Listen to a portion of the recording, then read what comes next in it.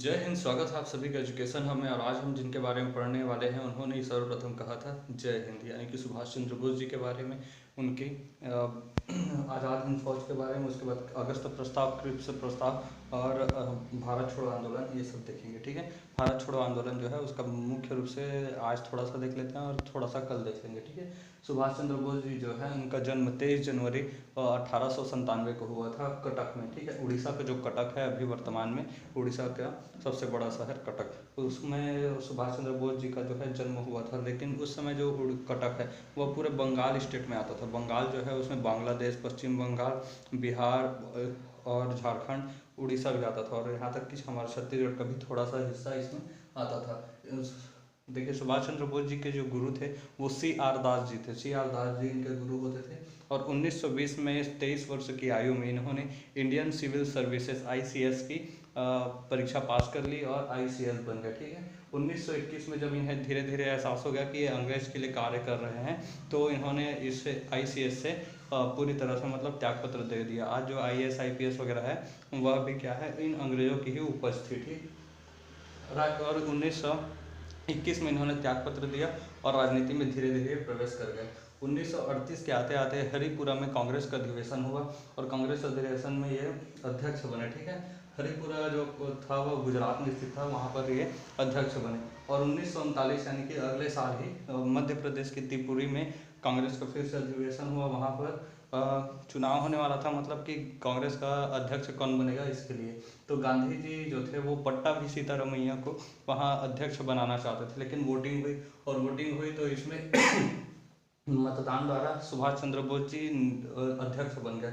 गांधी जी ने कहा कि आप इस जगह पे अध्यक्ष मत बनिए, यहाँ पर सीतारमैया का अध्यक्ष बनना ज़्यादा सही रहेगा।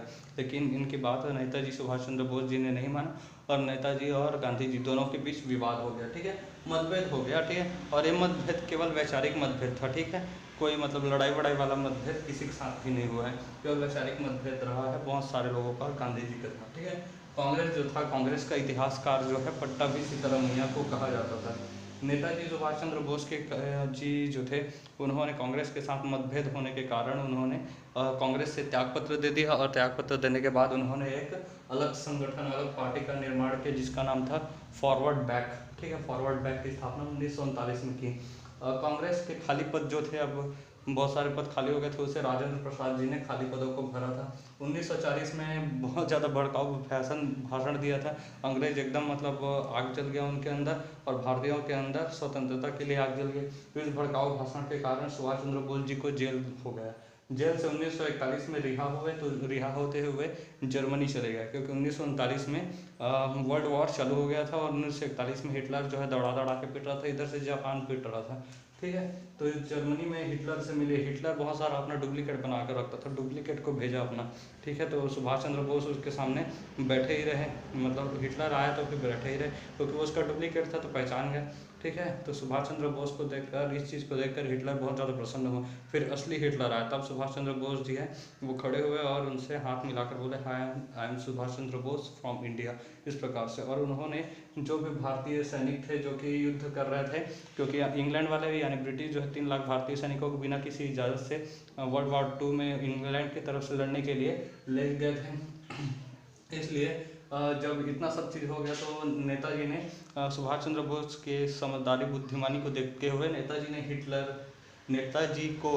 ने नेताजी की उपाधि दी थी। ठीक है, सुभाष चंद्र बोस को नेताजी जो हम कहते हैं, तो इसकी उपाधि किसने दी थी? हिटलर ने दी थी। इसके कारण हिटलर ने जिन जिन भारतीय सैनिकों को बंदी बनाया था, नेताजी सुभाष चंद्र बोस ने उन्हें इंग्लैंड के विरुद्ध लड़ने के लिए प्रेरित किया, क्योंकि इंग्लैंड हमारा भी दुश्मन है, हिटलर का भी दुश्मन है, दुश्मन का दुश्मन यानी कि दोस्त टाइप से वहाँ पर होने लगा था।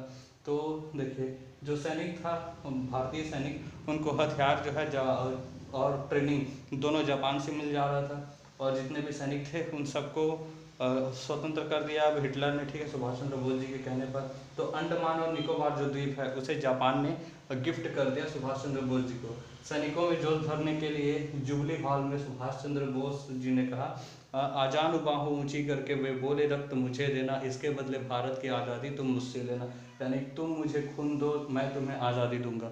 ये जो नारा है जुबली हॉल से सुभाष चंद्र बोस जी ने कहा था। शहीद एवं स्वराज जो है अंडमान निकोबार द्वीप समूह को गिफ्ट मिलने के बाद शहीद एवं स्वराज नाम उसका रख दिया सुभाष चंद्र बोस जी ने। सिंगापुर में जो है इन्होंने सैनिकों को आज़ाद हिंद फौज का हिस्सा बना दिया और गांधी जी को राष्ट्रपिता कहकर संबोधित किया कि आज़ादी की इस लड़ाई में हमें भारत में आज़ादी के इस लड़ाई में भारत को अगर आज़ाद कराना है तो हमें एक लंबे लीडर, सुप्रीम लीडर की आवश्यकता है और इससे हमें राष्ट्रपिता महात्मा गांधी की सर्वाधिक आवश्यकता पड़ेगी, ठीक है, सहयोग की आवश्यकता है। तो इस समय ऐसा बोलते हुए उन्होंने राष्ट्रपिता कहकर संबोधित किया था। देखिए सुभाष चंद्र बोस जी हमें इतने प्रिय हैं, ठीक है, लेकिन गांधी जी को जब राष्ट्रपिता कहा जाता है तो लोग कहने लगते हैं कि राष्ट्र का पिता नहीं पुत्र होता है। तो ऐसा क्यों कहा जाता है? क्योंकि उन्हें पता ही नहीं होता है कि राष्ट्रपिता कहा किसने है और किस लिए कहा गया है। जैसे कमल को राष्ट्रीय पुष्प कहा गया है, राष्ट्रपिता यहाँ पर कहीं भी लिखा गया नहीं है, लेकिन कमल जो है राष्ट्रीय पुष्प है ये लिखा गया है, ठीक है। हमारी राजभाषा है हिंदी, लेकिन राष्ट्रभाषा कोई सी भी नहीं है हमारी।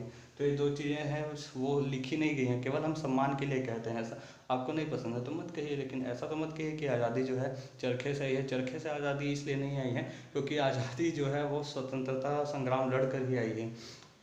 चरखा से केवल और केवल स्वदेशी अपनाने की बात की गई थी और खादी की बुनकरी की गई थी। चरखे से आज़ादी सच में नहीं है, लेकिन इस चीज़ों को गलत तरीके से लोग बोलने लगते हैं, गलत जगहों पर बोलने लगते हैं। देखिए राष्ट्रपिता कहकर संबोधित किया था। आज़ाद हिंद फौज को देख लेते हैं। इसका गठन जो है सर्वप्रथम इसका विचार जो है इंडियन कैप्टन मोहन सिंह को आया था। मोहन सिंह ने इसके दिमाग की ही यह उपज थी। इसके संस्थापक लेकिन रास बिहारी बोस थे। 4 जुलाई 1943 को सुभाष चंद्र बोस जी इसके कैप्टन बने आज़ाद हिंद फौज के, और इसका वास्तविक संस्थापक सुभाष चंद्र बोस जी को कहा जाता है। 21 अक्टूबर 1943 में सिंगापुर पहुंचे और सिंगापुर से आए सुभाष चंद्र बोस जी ने आज़ाद हिंद सरकार की भी स्थापना वहाँ पर से की थी। सुभाष चंद्र बोस जी ने आज़ाद हिंद फौज के सैनिकों को लेकर मणिपुर पर आक्रमण कर दिया। मतलब वहाँ से फिर मणिपुर पहुँचे और मणिपुर को पूरी तरह से अपने कब्जे में ले लिया, ठीक है, अपने नियंत्रण में ले लिया।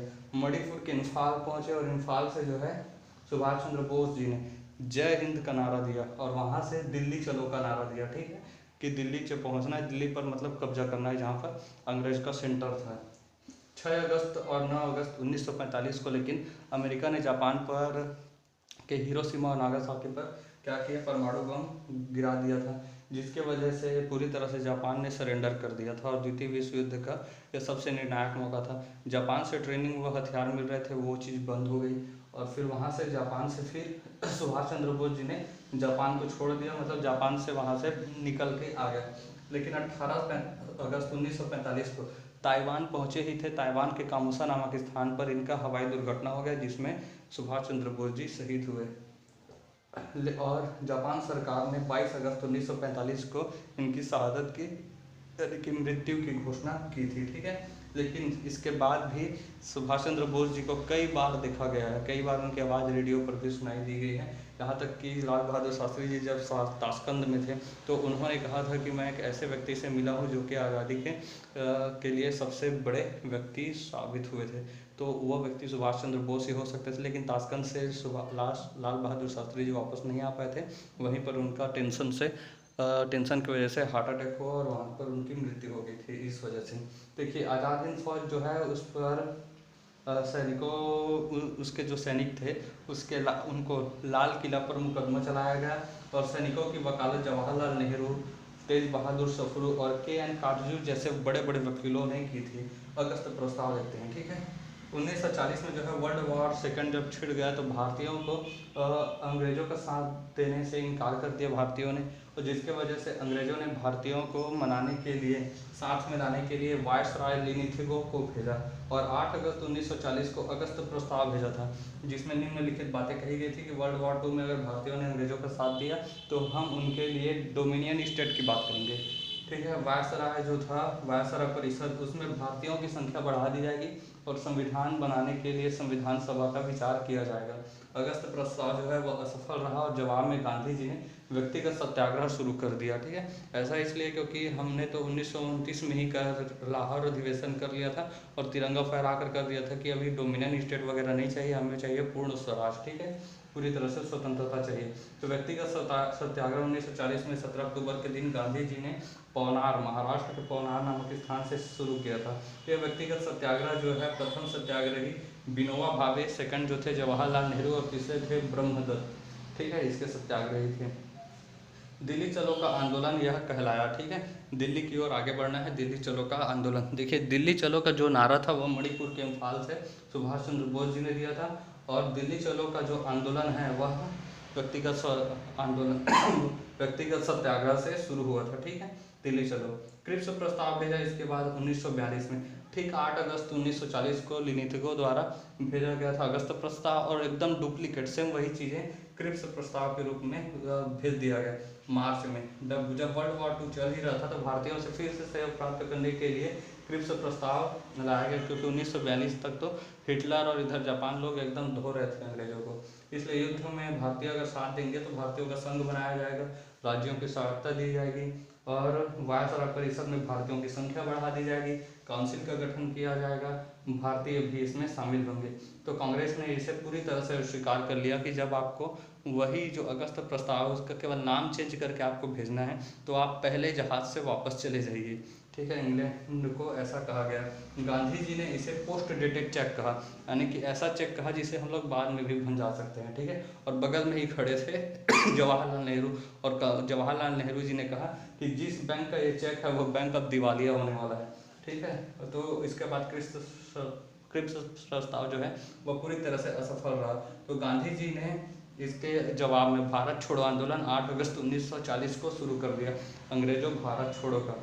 और क्रिप्स प्रस्ताव के जो असफलता के कारण ही गांधी जी ने भारत छोड़ो आंदोलन की नींव रखी थी। तो जवाहरलाल नेहरू जी ने कहा कि अभी ऐसा नहीं करना चाहिए, वर्ल्ड वॉर की स्थिति है, हिंसा विंसा अभी ठीक नहीं रहेगा। ठीक है, देखिए 1942 के आते आते गांधी जी जो कि अहिंसा परमो धर्म कहते थे, उन्होंने भी धर्म हिंसा तथा कह ही दिया था कि इशारों में बता दिया कि जो लाठी वो पकड़ कर चलते थे वो लाठी मारने के भी काम आती है। ठीक है, इनके दिमाग मतलब ये कर्म से बस अहिंसा परमो धर्म कहते थे, लेकिन दिमाग में पूरी तरह से हिंसा भरा हुआ था इनका।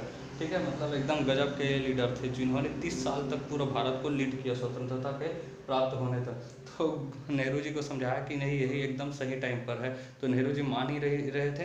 तो गांधी जी ने कहा कि ये जो असहयोग अंग्रेजों भारत छोड़ो आंदोलन है इसकी नींव यानी कि रूपरेखा पूरी तरह से जवाहरलाल नेहरू जी ही तैयार करेंगे। नेहरू जी एकदम इसमें फंस गए। उन्होंने कहा कि मैं दो धारी तलवार से खेलने जा रहा हूँ, आगे भी इसका धार है और वापस अगर पीछे लगा तो भी मेरा धार है, और इसमें हो सकता है काम तमाम। ठीक है, तो 8 अगस्त 1942 को इसकी जिम्मेदारी जो है जवाहरलाल नेहरू को दी गई, और मुंबई के ग्वालियर टैंक मैदान, सब जगह का कभी कभी फेमस मतलब मैदान होता है, वैसा ही मुंबई में उस समय ग्वालियर टैंक मैदान था, तो वहाँ से प्रारंभ हुआ ये। अंग्रेजों ने ऑपरेशन जीरो आवर चला दिया, और ऑपरेशन जीरो आवर के तहत जितने भी नेता थे सबको गिरफ्तार किया जाने लगा। सरोजिनी नायडू महात्मा गांधी जी को गिरफ्तार कर लिया गया। राजेंद्र प्रसाद जी माइक चेक करके सुने जा रहे थे कि कल से आंदोलन करना है, माइक वाइक सब ठीक है ना, तो वहाँ से उनको गिरफ्तार कर लिया गया। जयप्रकाश नारायण को गिरफ्तार कर लिया गया और उन्हें जेल में डाल दिया गया, लेकिन वो जेल की दीवार कूद कर वहाँ से भाग गए। ठीक है, ये आंदोलन जो है उस समय नेतृत्व विहीन हो गया, लेकिन गुप्त रूप से मदन मोहन मालवीय जी ने इसका नेतृत्व किया, और उन्होंने ही BHU काशी हिंदू विश्वविद्यालय का निर्माण किया था। ठीक है, कॉलेज था पहले, फिर यूनिवर्सिटी बन गई, महामना कहलाया। और ठीक है, ये सब चीज़ें जो है रेडियो में उषा मेहता जी ने रेडियो में इस चीज़ को की प्रसारण करना शुरू कर दिया कि गांधी जी और सरोजिनी नायडू जी को गिरफ्तार कर लिया गया है, जयप्रकाश नारायण को गिरफ्तार किया गया है, लेकिन वो हजारीबाग जेल से कूद कर भाग गए। ठीक है, ऐसे ऐसे नेता हुए हैं जो कि मतलब नेता है कि क्या है भाई, ऐसे अंग्रेज परेशान हो गए थे, जेल कूद कर भाग जा रहे हैं ऐसा आदमी। राजेंद्र प्रसाद जी को गिरफ्तार कर लिया गया। ठीक है, पटना के बागीपुर जेल में उनको भर दिया गया।